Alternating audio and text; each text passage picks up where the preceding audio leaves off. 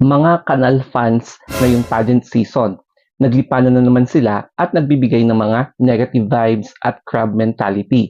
Kaya basahin natin itong isang fan na ugaling kanal. Sabi niya kasi dito, yan na naman kayo. Todo buhat kay Atisa. Maliwanag naman na mas magaling si Peru and USA. And hindi yung injured ang basis dyan. Di sana lahat na lang ng contestant injured din.